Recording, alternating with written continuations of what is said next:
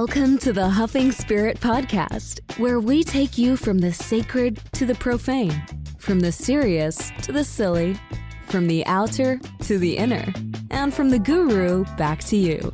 Join your playful podcast guides, Alex Hindley and Natalie Dick, as they bring you back to a grounded and more authentic approach to spirituality. We're back. We're back on the Huffing Spirit Podcast, and this episode with Alex and I today is about catching up on our homework. Yeah, we've been bad students. Yeah, I wouldn't say bad students. It's just like it's hard to do the homework in the bite size that Instagram requires, right? And we don't have the YouTube presence yet. Yeah, and let us preface what the homework is.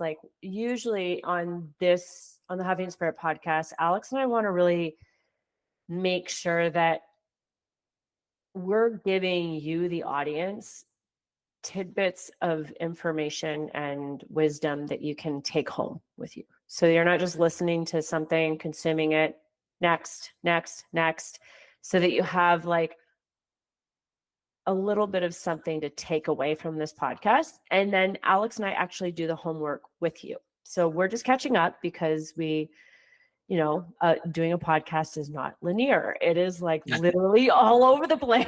Yes, very true. And it is something that we want to do. And it's something that I think really helps separate us from other people in the fact that we're doing the things we're talking about. We're coming back to the amazing knowledge and gifts that our guests have been so nice and kind to share with us.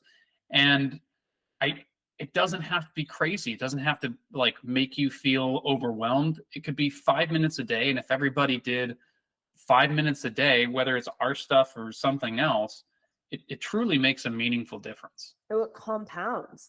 It compounds into big change. And here's the thing, I think, reiterating what you said, Alex, it's I find the more subtle practices way more powerful, because it's if you are literally spending, I don't have an hour to meditate a day. I don't have that huge chunk of time. So it's little bits of connection point for me are way more powerful than taking an hour and then, the rest of my day, I completely forget about it. Yeah, and sometimes there's a lot of energy that's required for that 1 hour if you were trying to do that, right? And I had somebody once describe to me you're just trying to string pearls along, right? And you make this moment right now. You work on this moment. I like that little analogy. Yeah. So don't. It's not like you have to. Eventually, it will become the tapestry, right? But you're just weaving a little bit right now, and I think it's for me too. You can get busy saying I'm a parent and we got this and that going on, and I like being accountable. I think this is a great thing for us as well too. It's just, and we were talking about it with I think we were talking about with Kyle that between episodes there ends up being this cool little thing. Sometimes it's not always as cool, but a container that happens around Natalie and I where the homework is this. And then that is the thing that we're in that lesson of learning until the next recording. So it's a weird thing that happens behind the scenes energetically that you're oh, we're talking about this. Now I'm living through this.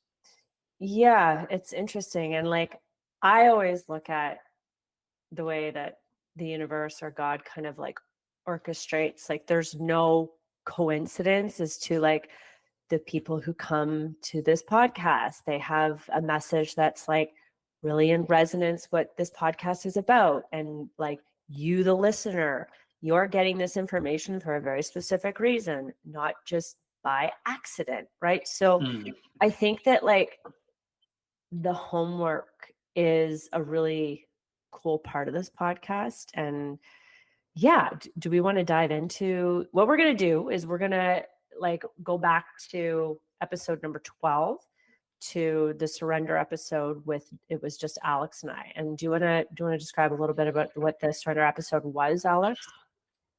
I'm trying to remember fully what it was. I remember what the homework was.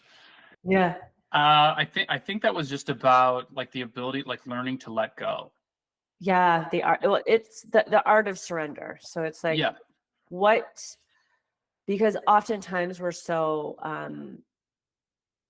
fixated on doing on this like healing journey, where the art of surrender is like, that's half of it. Half of it is literally like letting go and just allowing something bigger than you to kind of take over.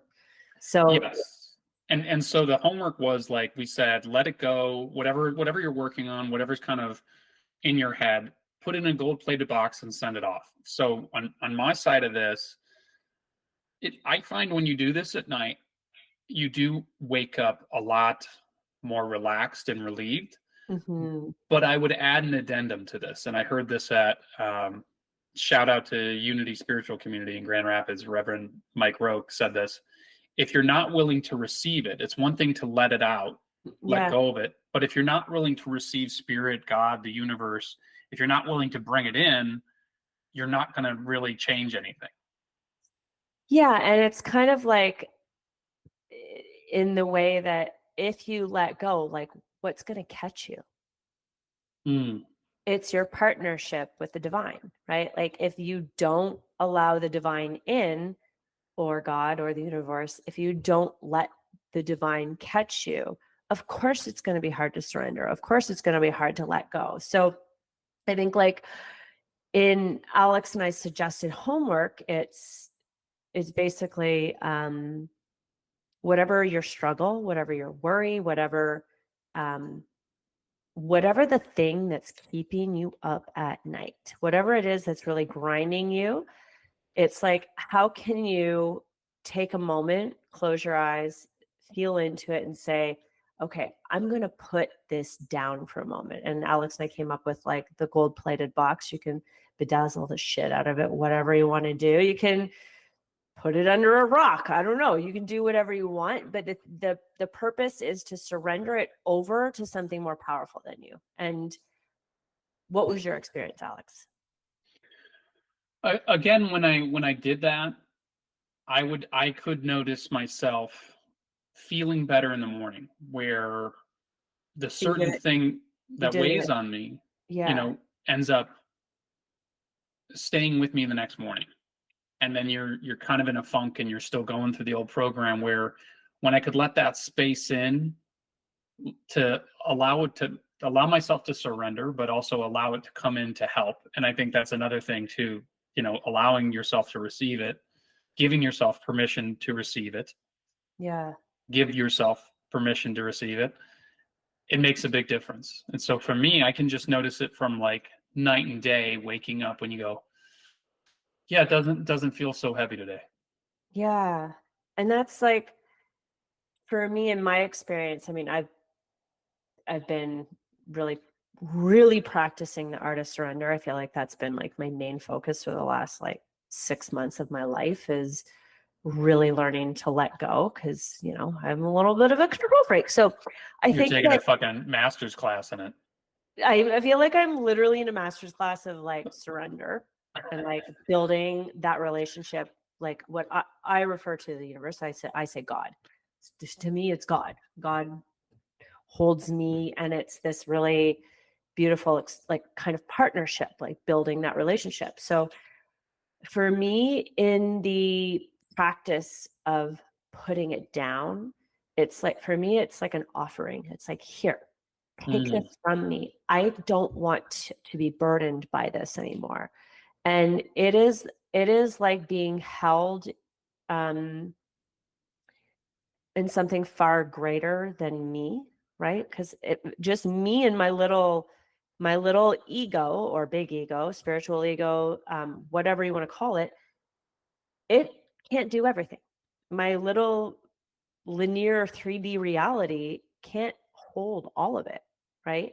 So for me, being in that partnership with the divine, it's like, here, God, you take this. I trust that you're going to do something with it that is divinely meant for me. And just that offloading, it is like a buttery softness that comes into my body. It's like, it's so lovely. It's like, oh, I don't have to hold all of this, right? And that like the artist surrender, that's been like, I don't know, I love it now. Like my prayer practice of my surrendering process is like chronic. It's like, here, take this. I don't want it anymore. So Awesome. for me, that's the surrendering, artist surrender episode 12 with Alex and I.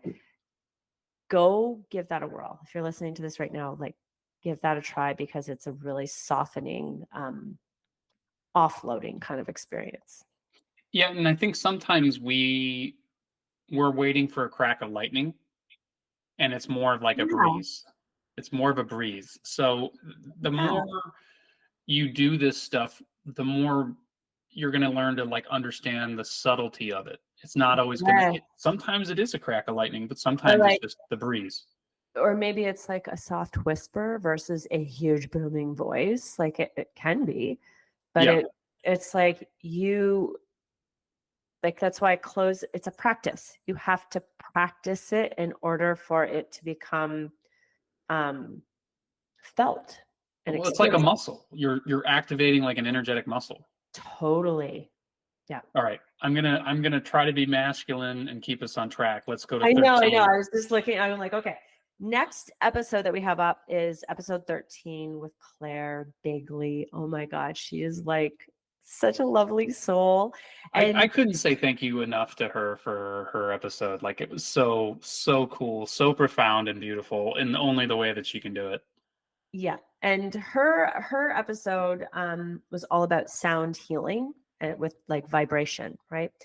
And Claire is a musician. She's a healer, just like so profoundly gifted in her way. You got to listen to her music. Anyway, yes. The homework that Claire suggested, this is so unique and so fascinating. I love this homework because it's something that I've never done, and I'm musical, so I loved doing this. Okay, do you want me to explain it, or do you want to explain it?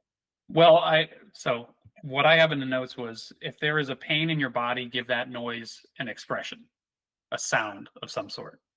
Yeah, so it's usually what we do is we listen to the pain, right? This is like making the pain auditory. Her suggestion is to, again, close your eyes, attune to your body. Probably do this when no one's around. Yeah, you want to do this and like tune into your body. And maybe it's a physical pain, maybe it's an emotional pain, maybe it's like maybe it's joy too. Also, don't do this when it's only pain. It could be joy or something positive, but tuning into your body and where that obstacle, challenge, blockage, whatever it is, tuning into it and then giving it a noise or a sound. So what was your experience of that, Alex? I went a little bit different on this, but I'm going to speak to that giving it a sound thing in a second. I've started to allow myself to sing more. I've been on record on this podcast that like I don't have a singing voice. That doesn't mean I don't like the sound of my own voice, as Claire was saying. So hearing myself sing, and like there's the mental part that's like, you're not getting a fucking record any day soon. But there is like the chills that I got from just singing and hearing my own voice. Yeah. That like when no one was around, I was like, wow. And this is within me. But to the noise component, our teacher, this is one of, hopefully it doesn't get referenced again. He does this with couples. And sometimes, especially men, don't know how to express themselves in therapy. And he says with words, yeah. With words, yeah. So he says, if you have to articulate your feeling, how does it sound if you had to make it sound like a primal grunt? And he said you'd hear couples go, and your significant other can kind of pick up on just that tone of like, oh wow, you're going through some shit right now. Yeah.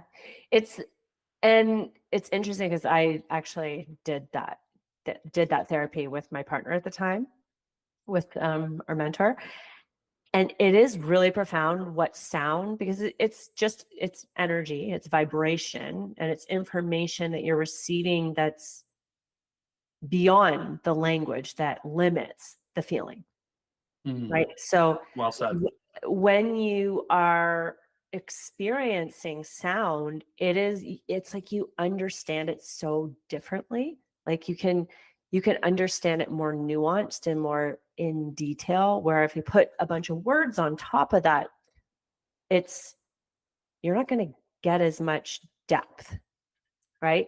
I loved what Claire said in that episode too, because I re-listened to it, and she said it's so beautiful in the way in which she works, because she's working with like the sound and the frequency of it, and it's not, your mind isn't getting involved with why does that sound like this, and what does this bring up for me. It's just it's a different way of allowing it to be and come up. And it is. Yeah. What was her quote? It was like, your soul loves the sound of your own voice. Yes. Which is like, it's true. Like and I mean, this gives so much like credit to chanting. Chanting is like, holy, have you ever chanted before? Well, the first dojo I was at in Liverpool did Japanese style chanting. You go gaiji zaibu zabu, and you feel this like humming within yourself. Yeah, and I think after this episode, I'm like, I'm gonna put chanting on my like morning list, things to do with it. It's super powerful. Like I can send you my chanting sheet if you want it. Give me your chanting sheet. But so, okay, back to the homework, because we'll easily go off on tangents. What was your experience? Oh, I talked about it. Oh, sorry. Yes. Okay. Yeah. Are you good?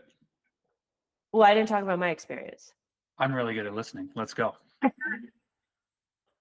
What's your experience? So when I did it, I was like tuning into, I think, like a pain on my neck. I always carry like tension in my neck and jaw and shoulders, and when I was tuning into the pain and giving the pain like my voice, it came out like all choppy at first. Like it was like, felt very distorted. Like it was like almost like up and down. It had no flow. And then eventually, it was interesting. And I always think of this as like vibration, a line of energy. It was distorted, and then it became like a clear line of a pitch. Whoa. And then right after that, I cried. Like I had an emotional release. Wow. So there's a lot of power when, like, I just think of like how much our body holds, right? How much we repress or suppress, and then you give that pain or that tension or like the blockage of voice, and like just using my voice, it was like I was tracking this incoherent line of energy where it didn't want to come out, and then it was just like full coherent tone, and then like a cry after. It was really powerful. Wow. Yeah. Like you and I talked so much about like everything. That's real. Like this is the first time I've heard it. That's beautiful. I didn't tell you that? No, that's beautiful. Yeah. Well, I should have voice noted you. Anyway, yeah, that was my, so going back to Claire's quote, your soul loves the sound of your own voice. Like your body is it's just another really powerful way to release without the words, right? Awesome. Yeah. Yeah. Well, we talked about surrender, and now you're talking about release. Yeah. Okay. So, now go ahead. We're gonna go to 14, right? Episode 14. George Dawson. Masculine initiation rituals. He was talking about masculine alchemy. Yeah. Correct. Yeah, the power of like community and healing and group. And healing in the masculine frame too, which is really cool. Just being heard and seen in that group. And I can speak to it too. Shout out to the men's groups in Michigan here. They're fucking phenomenal, and I'm grateful for them. And I can bear witness, like, just without it being more than what it is, right? It's its own healing thing. And there's some guys that get really weirded out by that idea. And there's other ones that like are like, man, I wish I fucking had a men's group. Like, Yeah, I feel like it's such a new thing, but like such an old thing. Like that's how men should gather, right? But um you poor men have been so deeply conditioned to not feel that it's like I can't go there to feel. That's like a vulnerable space. But I mean, as George showed in episode 14, the power of showing your vulnerability in circle and being witness to that is like really cool, really powerful. yeah. And the homework was taking deep belly breaths and just hand on your heart and on your belly and saying, I am loved. I've Natalie and I always try to be as honest as possible. Like, I've had some rough moments, Did you? and I started doing this and just hand on my heart and on my belly and just saying like I am loved, and it's nice, soothing, and calming. And there's some part of me that like I think we're all working on learning to accept and receive. Yeah. Hearing my voice say it out loud, helps reinforce the idea that I am loved. That I try to give that. It's not just like knowing that I'm loved by the people around me. It's like that I love myself, that I love being in my body, in my energy field, in my being, because this is me, and in that moment of real probably like frustration, it was a nice way to kind of calm myself down. Yeah. And to add to that, I think that it's like when you take deep belly breaths in your body and you say the words, I am loved, like that counteracts so much fucking conditioning that we experience on a daily basis of like, I'm not enough and da da da da da. All of the like scarcity and shit that we are, which isn't our innate way of being. So for me, when I did George's homework, it reminds me of again that partnership with the divine. It's like when I say I am loved, like I love myself, yes, but like whatever created me loves me so much, right? Like it's like that divine nature that I hold, that we all hold. So it's like I am loved. It's like, yeah. And it's like that warm, soft feeling, which again, I think this might be really hard for men and some women to receive, which is when you say I am loved, you're receiving love for yourself in that moment. And that's a feminine trait, which is like, oh, I don't know if I can receive that, especially depending on how many programs or conditioning or traumas that you have experienced. Saying that to yourself, you may shatter a belief so built in that it feels, do you know what I mean?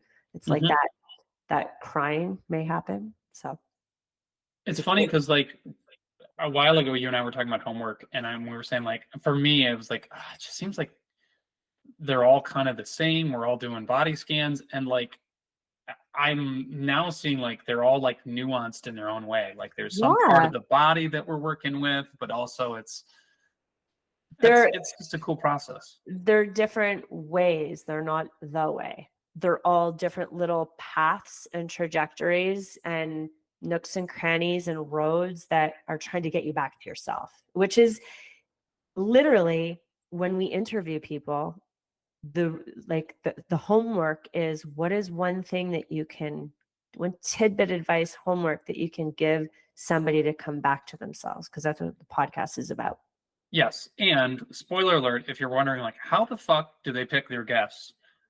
Our guests are people that Natalie and I are like, this person brings somebody back to themselves. Yes, we're not just picking somebody with Instagram followers in the millions or thousands, but we're picking people who are rooted in massive integrity in their work. They're walking the walk of embodiment. They are doing the work so that they are guiding people back to themselves. They're not teaching people a template of this is, you should be me. They're literally guiding people back home to their hearts and to themselves, and I also think that there's so many like wizards and witches and amazing people who are in disguise, right? Yes. Like, there's the masters out there in disguise. That's like a huge thing that we want to bring on this podcast. It's like there are people working in all walks of life. Like they may not be in a men's circle with a man bun, you know what I mean? They may be a lawyer. They may be like, there are literal magicians in business suits. You know what I mean? It does, like, there's masters in disguise. So anybody that we bring onto this podcast, there's I feel like they're highly vetted. Yeah, and I like what we're doing, but that's like a peek behind the curtain of why we're doing what we're doing.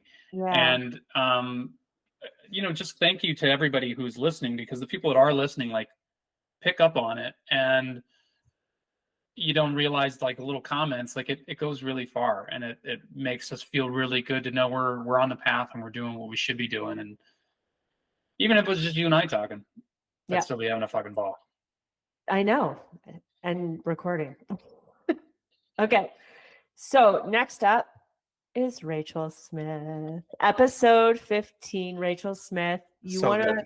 So good. I loved chatting with Rachel. We definitely need to have her back on, because there was just like, I couldn't condense her enough into the hour. I'm like, I want to sit here and pick your brain and your heart for like 5 hours. Well, we were like the tip of the Jungian iceberg, right? And like we're really getting on, like, because Natalie and I have talked about like subconscious stuff before too. Rachel is an expert in the field and what she's doing, and I've had stuff where like I brought something to her and she just kind of like politely corrected me, but also demonstrated like how versed she is in the subject matter of like understanding symbolism and mythology and how that archetypally has affected our subconscious. Wow. So that with that episode, right? Like she's super profound. She's super deep. We have to kind of go levels with it, because if you go too fast, too quick with Jung, you're lost. Yeah. Yeah. Okay. So Rachel's homework was, again, tune into the body and literal like areas of tension. Like, what are the areas of tension? Kind of like what we did with Claire, but you're bringing awareness to it, and you're actually having a dialogue with it, like body talk. Essentially, you're talking to the body, which a lot of people, and from my experience before getting into like the bottom up approach in my healing, which was, I was always top down. I was always trying to change my mindset, change the narrative, change my story. But the body has a totally different story and intelligence. And when you start to dialogue with the body, it's not always linear. Correct. Because it's the feminine. It's literally like, it can be utter chaos. It's like, oh, I'm feeling this, and then I'm feeling this. It's like, I'm happy, sad, glad, mad, proud, joy, blah, blah. And it's literally all over the place. So the body, when you actually sit and dialogue with it, it has a language. It has like a really profound way that it wants to express. So for me, I like Rachel's homework. I've been doing this for quite some time. So my experience with dialoguing with my body is quite fast. Like, I'll ask my body something really fast. It's like it shoots back an answer super fast. So I've been in this rhythm for a long time, and it's like, I mean, I teach this too. So it's like one of my favorite topics. Well, with that too, I've had I'm now trying to ask my body more stuff. Yeah. So we were doing a road trip or something, or I had to do a road trip. I had to be somewhere, and my stomach was feeling kind of like queasy, kind of nauseous. And it was just kind of like, and it's teetering where you're like, I gotta leave soon. Like, do I have something going on? And I just, you're basically like, can I make this trip without shitting and vomiting all over myself and the people that I think are really cool. Totally. Yeah. That's exactly what was going on in my head. And so I just said, hey, like, body, please, like, tell me what's going, like, is this passing? Is this something that I need to stay back and nurture you for, or can we go? And it was something like along that line, and I got an answer back within an hour. My stomach settled. I felt good, like my mental clarity. I took it from the body. Like I felt good. My stomach cleared up. Oh, okay. Like you were like, I'm good to go. Boom.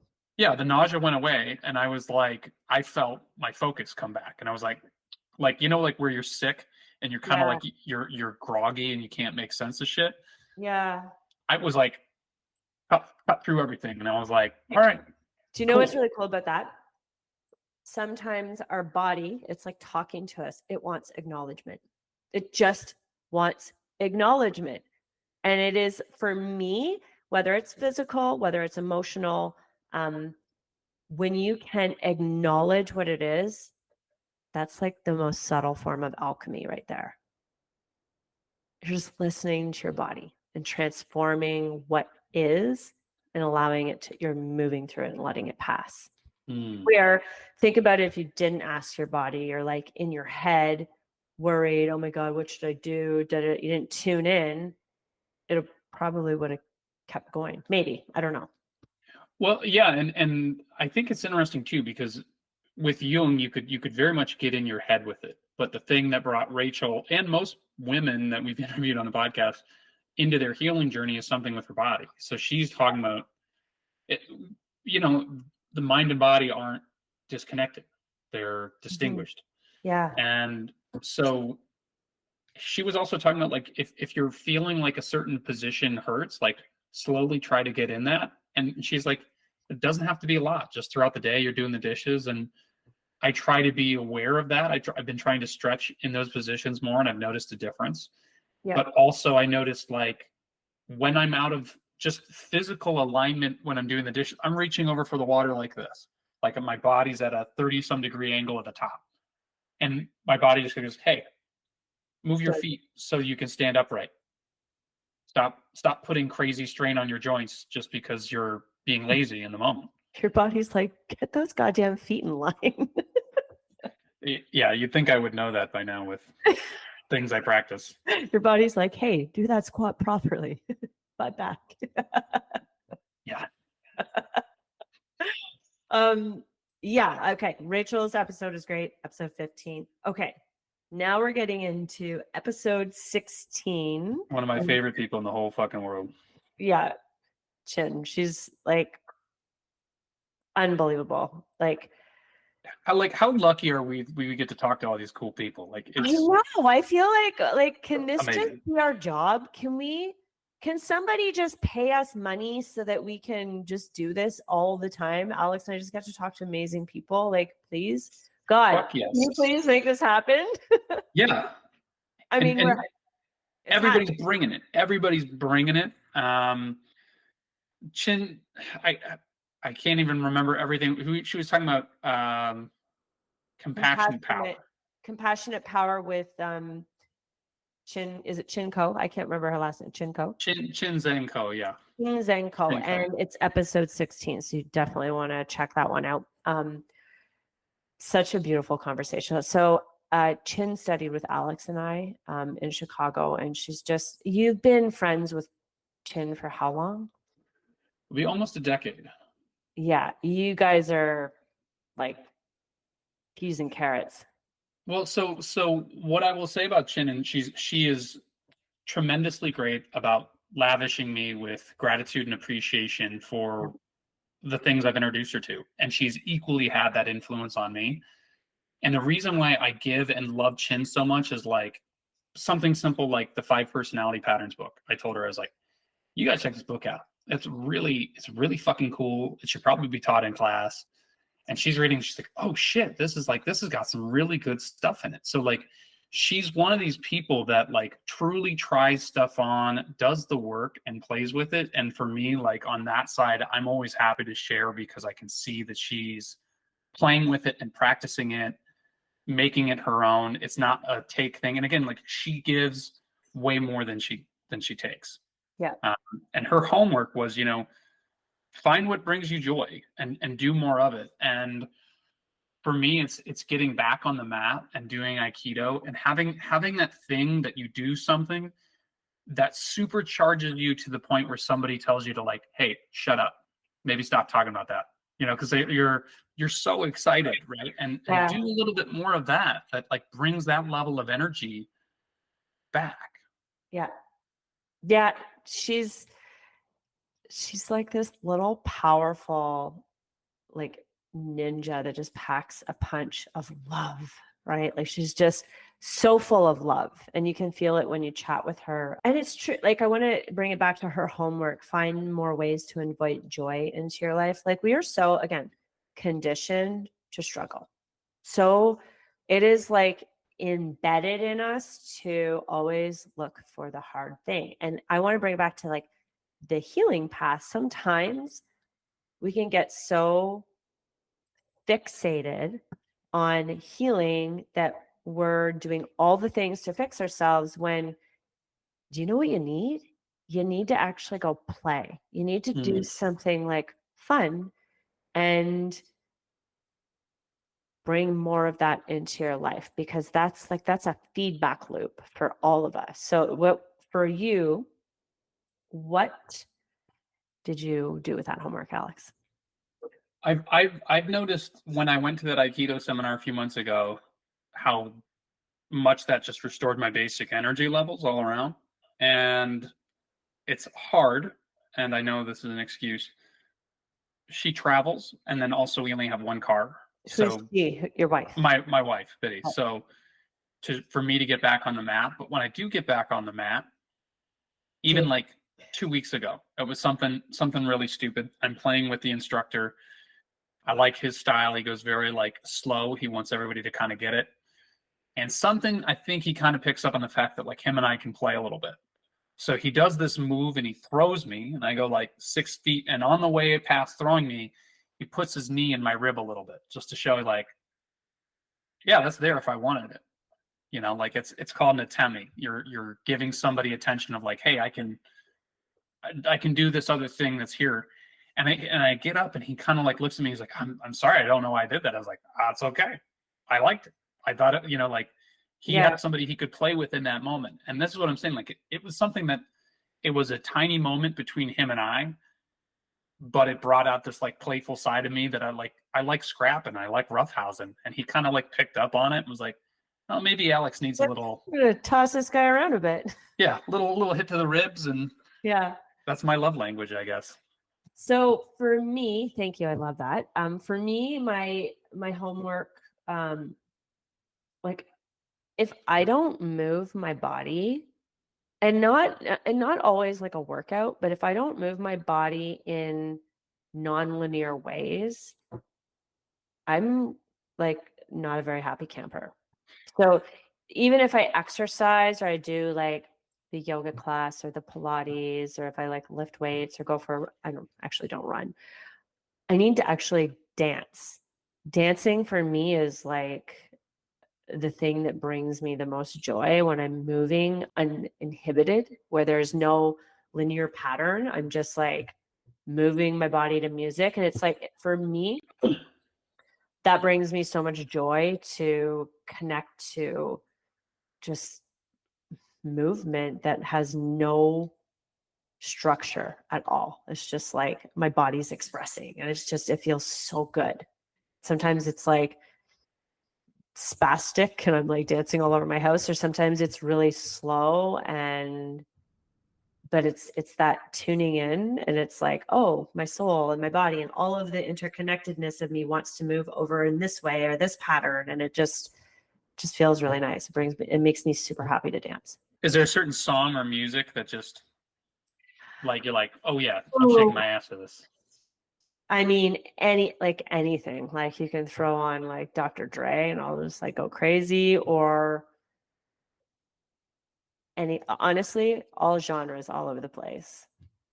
Yeah.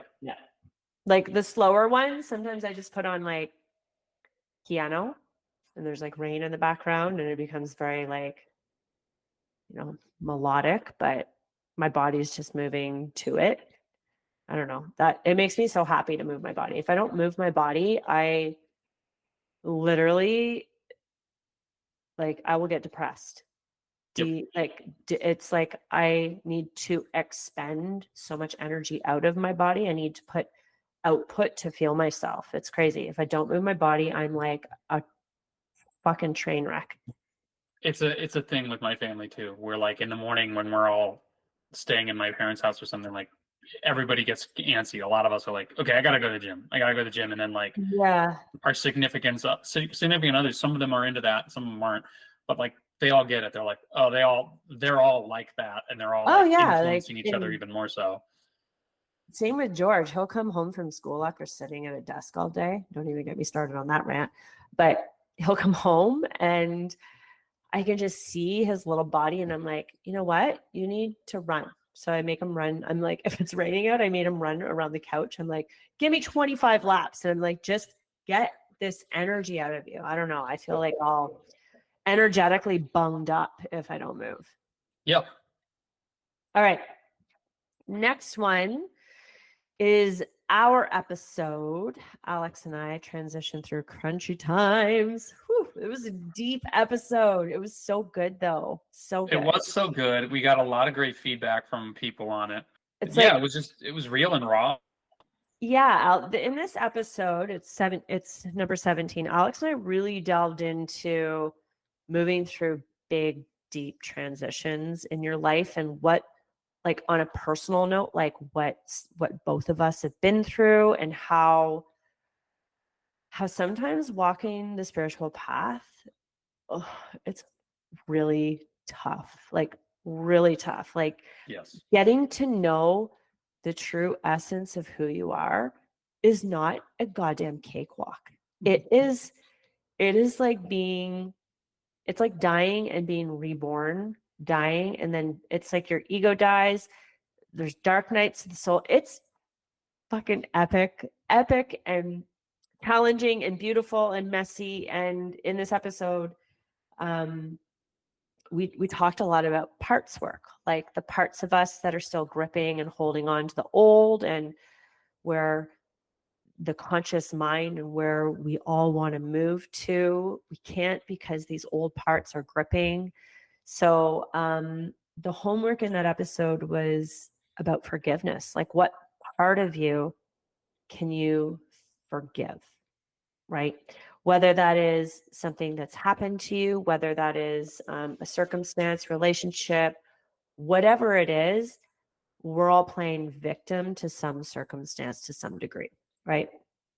And, like I know it's a cliche thing that you see all over the internet now, but like everybody has their own battle. Oh God, yeah. It's like, yeah, the grass is not greener. It's just a different set of obstacles and challenges. It's like greener in the where you are at that moment, but then you step into that grass and it's like, shit, there's like so much stuff over here. Yeah, and for me it's the forgiveness component, and this is something that I want to continue to practice. This isn't something that like I'm with any of these, right? I don't think they're done. No, they're learned and practiced and integrated maybe as habits or part of a tool belt. That I found when I could give a little bit of forgiveness for myself or for another, that it was easier to obtain a piece of the perspective. So an example where I won't name specific people, certain thing came up and I found myself having a reaction to why this person gets to be in this place. And you're like making all this stuff up. And then as I start going through the process with myself, I start trying to say, okay, well, in the same way that we were trained, right? How do you hold more perspectives? I could see where they're limited. I could see where this and that, I could see this and that. And I try, the more I offered a little bit of forgiveness, the more, it could even be a small perspective. It could be a little bit larger. The more perspectives I was able to gain, because for me, I'm trying to get more sides of the diamond. I want to get more of a better picture of it.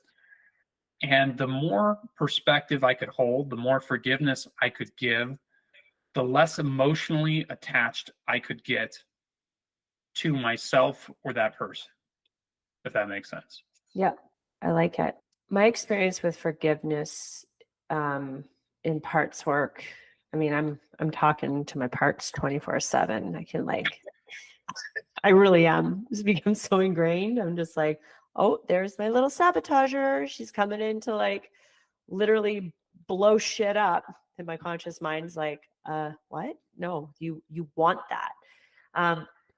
So for me, forgiveness, again, almost feels like a softening and a surrendering and acceptance to what is. It's like, I'm going to forgive you. It's like you're letting go. Like you're no longer harboring the thing that is like on pain repeat. You're not harboring it anymore, right? So you're able to soften and accept it and say, I forgive you. And again, it takes, whether you're forgiving somebody else or a part of you, or you're forgiving yourself for not being able to forgive the other person yet, right? So forgiveness comes in all forms, in all different little pockets of, depending on what part of you you're talking to, or the person, maybe they really hurt you and you can't forgive them. You probably want to forgive them, but there's a part of you that can't, right? Yeah. The person who's still hurt, the part of you that's still hurt, forgive the part of you that can't forgive yet. Say, I forgive you for not forgiving. And that acceptance piece will open up to a potential forgiveness of the other person, if that's supposed to happen. And for me, I'd like to add on, it's funny because I was talking about earlier how the homework, there's these things that end up happening within our life that end up adding these. And for me, I was in therapy, it's probably 2 sessions ago, and we were talking about this persona within myself called the drill sergeant, that I have one of those. Yeah, that wants to get shit done. And I did the dialogue with the drill sergeant, and I'm still not done discussing with that aspect of myself. But the important part is I remember saying to them, hey, how you're coming across is not effective. You're lashing out and you're doing this and that, and that's not really effective. Now, I still need you. I need to get shit done in my life, but there's got to be a better way that I can integrate you and operate within you. And part of it was having a dialogue with that part of myself. Acknowledgement, yeah. Yeah. So, and it was fun. I wasn't even chalking it up as something related to the homework, and yeah, there it is. Yeah. Are you doing parts work? Yeah. Yeah. I love parts work. It's so powerful. We're not overly focusing on it, but that yeah, that part is one of the bigger culprits. And it's cool because it really weaves. It's such a beautiful modality that weaves into all sorts of the energetics and just, yeah, I don't know, so many nervous system stuff as well. Super cool. So next up we're going to transition from transitions to episode from 17 to episode 18 with Martina Bilgen, and we talk a lot about storytelling. Now, this is Martina is one of my co-creators in a few projects that I do here in my hometown of London, Ontario, and she's just so beyond talented with her marketing. She's a magnetic marketer. She's a storyteller. And in this episode, we get a lot into branding and the energetics of what you're putting out there. And I think how it's resonating with people. It's, and even in the online space, whether you have a business, whether it's you're selling yourself on social media, there's all energy included in that. It's the words you use, spelling, you know what I mean? It's you're creating spells with the words that you use. Are you showing up as your authentic self? And that's her craft is amazing because she's great at pulling the essence of you out and then putting it into a brand and telling that story. And what's really cool about the homework, it's like using intention when you're posting on social media or journaling or telling your own personal story. Like what's the intention behind that? Yeah, and this is something that I need to get better about practicing. I haven't played around with it too much, but the idea of being intentional in my, like, so it doesn't have to be like necessarily journaling or posting on social media. It's, what is my intention in this moment? What is my intention for the day? Checking in with myself when I Yeah. wake up of, who do I want to be in this moment? Who do I want to try to be today? And the journaling I found was really cool. That's something that admittingly, like, I need to play around with more.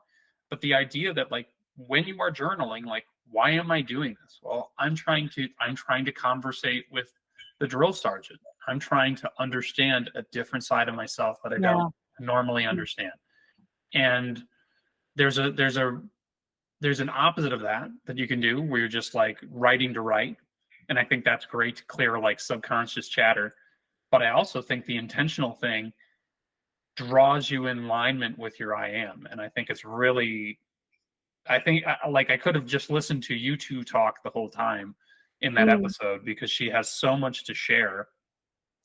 Yeah. And what's really cool is like our work together is highly tied because, again, I do the energetics and then she brings the energetics out into form, into like marketable material. And, you know, going back to some of the things that she was suggesting in the episode, like if you're going to show up on social media, why are you there in that moment? Why are you doing that very thing? Like, what is it? Because the intention and everything behind it will be felt. What's going on here? We're having technical difficulties. My computer almost crashed there. There we go. It wasn't plugged in. That was my fault. Damn computer. So yeah, like when you show up on social media or whatever you're doing in your business, this was more an episode about the energetics of your business too. Like how do you, which has to do a lot to do with this podcast. If we had, you know, if you and I jumped on this podcast episode and we're just like rambling about, no, we're very intentional with who comes on here. Like there is an energetic frequency that we are creating with this podcast. So everything that we touch, we want to be in line with that. So that's kind of the homework with Martina's episode. If you're an entrepreneur, go listen to this episode because it's pretty, there's just like lots of powerful nuggets in there if you're in business. Yeah, and it was something that like she's somebody that you definitely want to write her name down, you know, because a lot of people are like, you know, you have to do 2 or 3 different things to like make it by now for a lot of people. And some of that is owning your own business, but understanding the energy in which you're showing up and how people are receiving that. Like, I think who she is and what she has to offer is applicable to like almost everybody. Yeah. And many levels, whether it's business or even just your own personal story. Right? Which I loved about what she was saying when I re-listened to some of the episode was she was saying like the power that your own story has, you know, and being in awe of people as they move through it. And yeah, like you think it's nothing, but somebody's going to be like, oh my God, that was amazing. Like, how did you do that? That's a story, right? And everybody's got a million stories about them, and you have no idea how your story may impact somebody.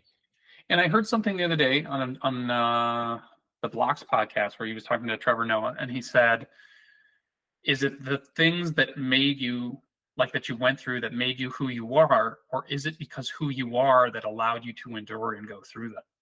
Oh, I like that. Yeah. So that's super cool. It was very cool. And her point of you can't always see yourself. And yeah, I've had so many people comment on just that alone of like, you can't see yourself. And like, that really hit with me. And it's like, I wonder why that is as a society that we can't see ourselves. Oh, yeah. I mean, I feel like I can see people so crystal clear. Like I can get such a good read on people. I think I can see myself. No. I mean, I think with maturity and practice, I mean, that's why you walk the spiritual path, because you're trying to not master yourself, but you're trying to know thyself. Yeah. Right? So, okay. Next episode. Oh my God, I can't handle it. fucking number Kyle 19. Lipton, the cosmic comedian, my fucking brother from another mother in the sacred clown lineage. Yeah. Somebody who truly like heals with laughter. They're So funny. Yes, they're talented as well, and there is so much profundity in that episode, Yeah. along with the hilarity, layered with so much humor and levity, which it's like, I will say it was probably one of the most fun, like the most fun episode that we've had yet, because I mean, Kyle really brings the comedy, but at the same, and this is why Alex, we could have found somebody that does funny, like spiritual Instagram reels, but it's not about the comedy. It's like the comedy with Kyle Lipton is layered with so much depth and integrity, right? So yes, this episode's really cool. His I mean, I feel like we're gonna have him on again, because we could jam all day. He was like cracking. It was such a funny episode, but so much wisdom and depth. And well, I'm glad you were there too, because I was gonna like start man crushing on him pretty hard if you weren't there. So I'm glad there was somebody there to have some restraint. I don't know if I was like, no, I don't feel like I was nervous by any means, but just like, he's just bringing it, and he says some like really, really profound shit about the shadow, and he's like, your shadow is you're always chasing your shadow.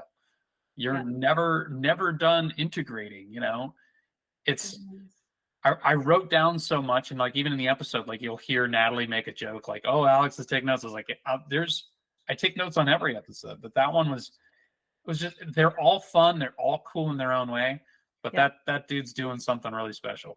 Yeah. So definitely listen to episode 19. You're gonna giggle with Kyle. He's like cosmic comedian. So his homework was practice being in listening. Practice trusting your first thought, and find ways to add novelty and adventure.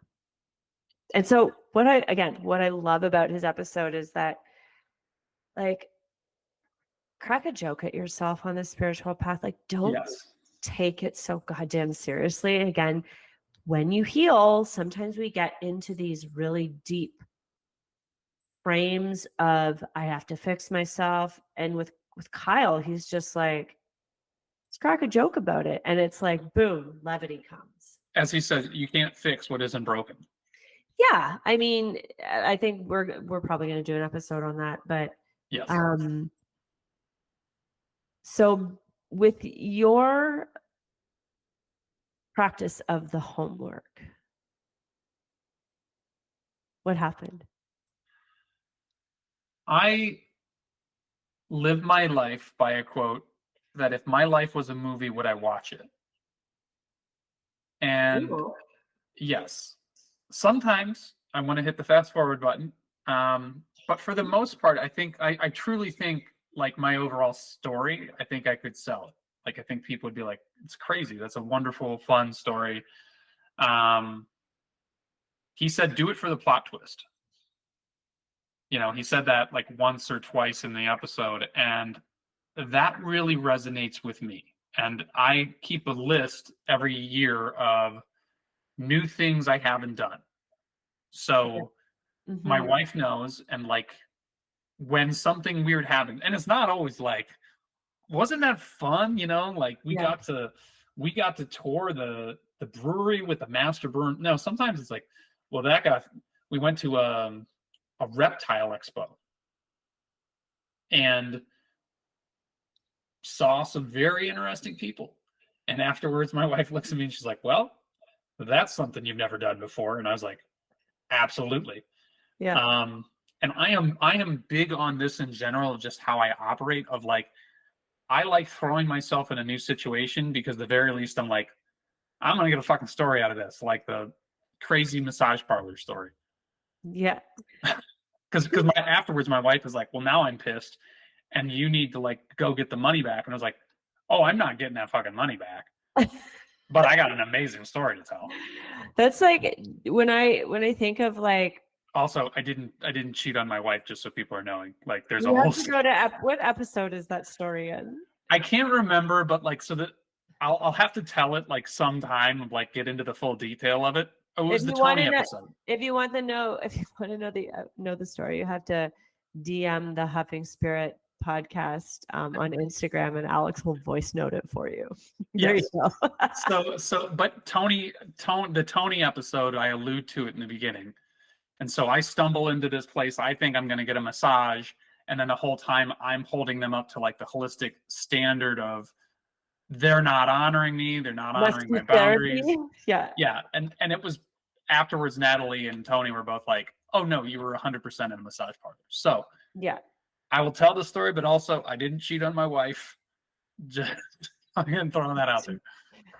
It's super funny story. I think when I think of like there's two parts to Kyle's homework here. Practice being in listening and practice trusting your first thought. I mean, that comes pretty naturally now to me, like trusting my first thought, because I've really worked my intuition muscle. But the listening part, I mean, I love a good gab. Like I can just be like blah blah blah, and not that I'm one of those people that always over talks over people. I have a pretty good awareness on a dynamic of a conversation. But just recently I went to a party and I didn't talk as much as I usually do, which was really hard for me because like I love engaging, but listening more to people, it's like they felt super like much more connected. And it's like I was taking in so much more information at the party versus being the one that's like, no, I like talk, which I can get pretty like gabby if I want. I'm pretty extroverted. I get really excited when I'm in a group of people. I'm like want to do high kicks and stuff. So I'm like, oh my God, especially because I work at home by myself and I see people and I'm like, ah. So just listening, it was like I got to see more people's energy by just listening and just taking in so much more nuance. Wow. Yeah, it was cool. I also didn't drink very much that night. I'm trying to like kind of not drink very much. I can't handle the way that alcohol makes me feel lately. Yeah. So maybe that was it. My motor mouth turned off. Well, no, I admire that because I'm with you too, where I very much feel like I need to fill the space. Sometimes I do that. Like I'll come in and I'll like elevate the energy of a party and I'll be like, all right, let's go. And then that party I was like, okay, let's try something different. Let's just see what, and I still had a great time. I just wasn't, the life of the party, which I can be. Awesome. Yeah. I got to try that out. Try it out. What do you think is going to happen? People will probably think I'm depressed. What's wrong with you? You didn't talk over everybody like you normally do. Are you a typical talker over? I try to get better. I come from I feel like my family does that. So I'm trying to get better about truly listening. Yeah. But I am what I am. Yeah. So I'm going to go over this list again, just real quick, because there is so much wisdom here. Okay. So we got episode 12, receiving, putting things in a gold box and surrendering. Episode 13 with Claire, give pain in the body, noise or expression. Episode 14 with George, we have you just doing some deep breaths and telling yourself that I am loved. Rachel Smith, episode 15, tuning into the body, dialoguing with it. Chin, episode 16, find more ways to invite joy into your life. and transitioning through crunchy times, episode 17. Just be freaking intentional, please, with everything that you do in your life. Oh, sorry. Wrong one. Transition with the crunchy times, forgiveness. Martina, episode 18, just be goddamn intentional with everything that you do because it's felt. And with Kyle, episode 19, listen, trust your first thought and add novelty and adventure. Well said. And, and thank you for being on our journey. Thank you for listening. We truly love and appreciate everybody listening, all the wonderful feedback. We're so lucky to do what we do. And I know. And if you want to engage on the Instagram page, comments, questions, anything, just hit us up. We're open to all your suggestions and feedback. Big love, everybody. Big love. Thank you. Love you. Thank you so much. Bye for now. Thanks for listening to this episode of the Huffing Spirit Podcast. Remember, you are your own teacher. Take what resonates and leave the rest. For more info, follow us on Instagram at Huffing Spirit Podcast and subscribe on Spotify or iTunes. Bye for now.